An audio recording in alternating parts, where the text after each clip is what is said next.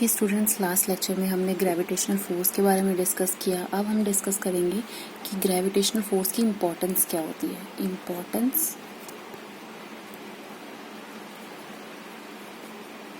Importance of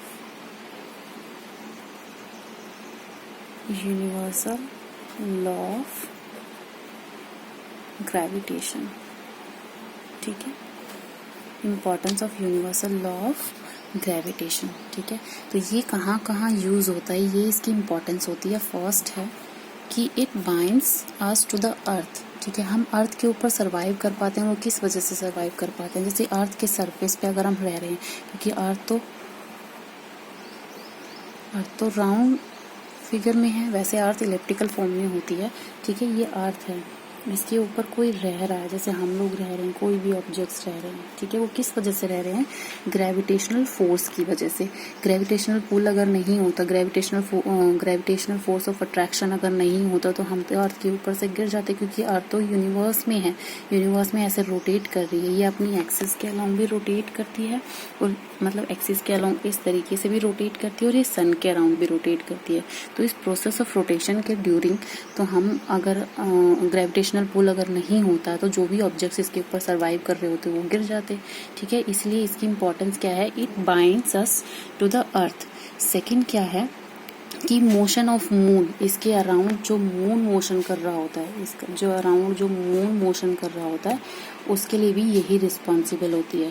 third क्या है कि जो भी प्लैनेट्स हैं हमारे सन के अराउंड मूव कर रहे हैं, वो भी किस वजह से कर रहे हैं? ग्रेविटेशनल पुल की वजह से। सन के बीच में और उस पर्टिकुलर प्लैनेट के बीच में ग्रेविटेशनल पुल होता है। मतलब ग्रेविटेशनल पुल मतलब ग्रेविटेशनल फोर्स ऑफ अट्रैक्शन होती है। इस वजह से ही वो सन के अराउंड मोशन कर रहे होते हैं। ठीक है, जैसे कि हमारी अर्थ सन के अराउंड मूव कर रही होती है, किस वजह से मूव करती है? Gravitational law between earth and sun. ठीक है, लास्ट क्या है कि जो हमारे सी में जो बहुत सारी टाइड्स आती, हाई टाइड्स आती हैं, जैसे कि हमारा सी है, जो कि बहुत सारे सागर, बहुत महासागर जो भी हैं, इनमें हाई टाइड्स किस वजह से आती है? ठीक है, उनमें हाई टाइड्स का रीज़न क्या होता है कि समटाइम्स सन और अर्थ के बीच में जो, या फिर मून और अर्थ के बीच में जो ग्रेविटेशनल पुल होता है, वो वेरी करता है। दैट मीन्स कि वो उसके मास पे डिपेंड करता है और डिस्टेंस बिटवीन दम डिपेंड करता है। तो समटाइम्स जैसे अगर कोई डिस्टेंस में थोड़ा बहुत भी चेंजेस आते हैं, तो क्या होता है कि वो ग्रेविटेशनल पुल इंक्रीज होता है, और उसकी वजह से हाई टाइड्स फील होती है ऑन द अर्थ। ठीक है, ये इसकी हमारी इम्पोर्टेंस हो गई, importance of universal law of gravitation. Next topic आपका है फ्री फॉल। फ्री फॉल का एग्जांपल आपने फोर्सेस वाले चैप्टर में भी किया है कि फ्री फॉल क्या होता है। फ्री फॉल होता है जैसे कोई ऑब्जेक्ट है, किसी हाइट पर है, h हाइट पर दे रखा है।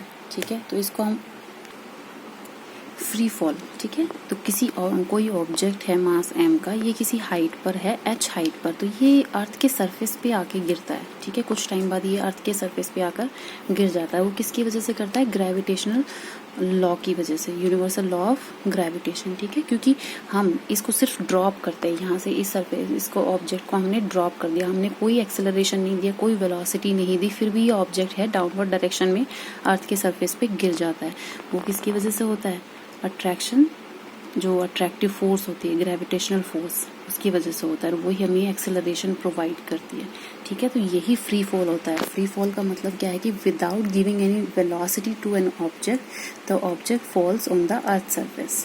ठीक है, इसी को हम बोलते हैं फ्री फॉल। अब इसके बाद ये कॉन्सेप्ट आता है एक्सेलरेशन ड्यू टू ग्रेविटी। ठीक है, ये फ्री फॉल किस वजह से होता है? अगर हम इसको कोई वेलोसिटी ही नहीं दे रहे, तो हमने जो कॉन्सेप्ट पढ़ा है विदाउट गिविंग एनी वेलोसिटी, तो ऑब्जेक्ट गिरा कैसे? क्योंकि कुछ ना कुछ तो चेंजेस हुए, इसकी पोजीशन यहाँ से यहाँ चेंज हुई है।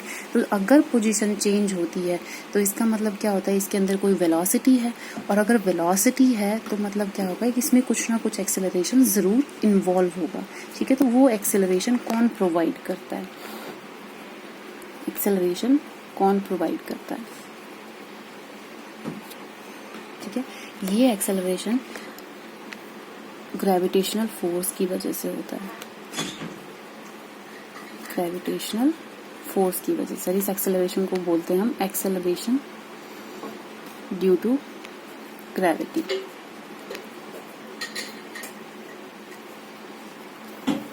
ठीक है, जी, जिसको हम किससे डिनोट करते हैं, जी से।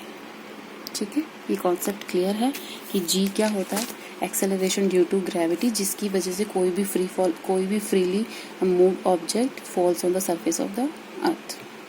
ओके, जी की हम अगर यूनिट्स बताना चाहें तो जी की यूनिट्स क्या होंगी,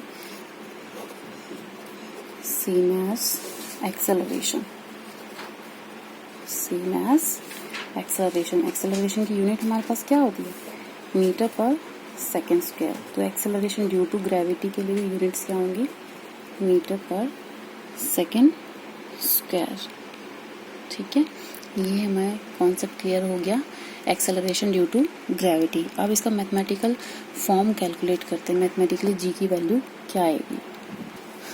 मैथमेटिकल फॉर्म ऑफ ग्रेविटी, ये कोई ऑब्जेक्ट है एम मास का, ये इस तरीके से मूव कर रहा है, डाउनवर्ड डायरेक्शन में मूव कर रहा है due to acceleration due to gravity. ठीक है, क्योंकि इसमें हमने कोई वेलोसिटी प्रोवाइड नहीं की है, सिर्फ ग्रेविटेशनल फोर्स है जिसकी वजह से इसमें एक्सेलरेशन हो रहा होता है टुवर्ड्स अर्थ, और जो एक्सेलरेशन होता है उसको हम बोलते हैं एक्सेलरेशन ड्यू टू ग्रेविटी। तो जो इसमें फोर्स आएगा, जो ये फोर्स एक्सपीरियंस कर रहा होगा ये वाला ऑब्जेक्ट, वो जनरली हमने सेकेंड लॉ क्या पढ़ा है, F equals to M A, F equals to M ए।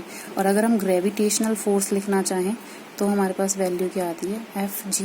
ये सिर्फ मैंने ग्रेविटेशनल फोर्स को डिनोट करने के लिए लिखा है जी, आप चाहो तो इसे हटा भी सकते हो। F equals to G m1 m2 divided by R square. ठीक है, ये हमारे पास नॉर्मल फॉर्मेट आया था, G F equals to G m1 m2 divided by R square. ये हमारे पास ग्रेविटेशनल लॉ होता है। अब इसमें क्या है, अट्रैक्शन किस किस के बीच में है, इस ऑब्जेक्ट का मास m है और हमारे पास सेकंड ऑब्जेक्ट क्या है, अर्थ। अट्रैक्शन किसके बीच में हो रहा है, अर्थ के और इस ऑब्जेक्ट के बीच में। तो एक मास हम कंसीडर क्या करेंगे, अर्थ का mass of earth which is equals to capital M।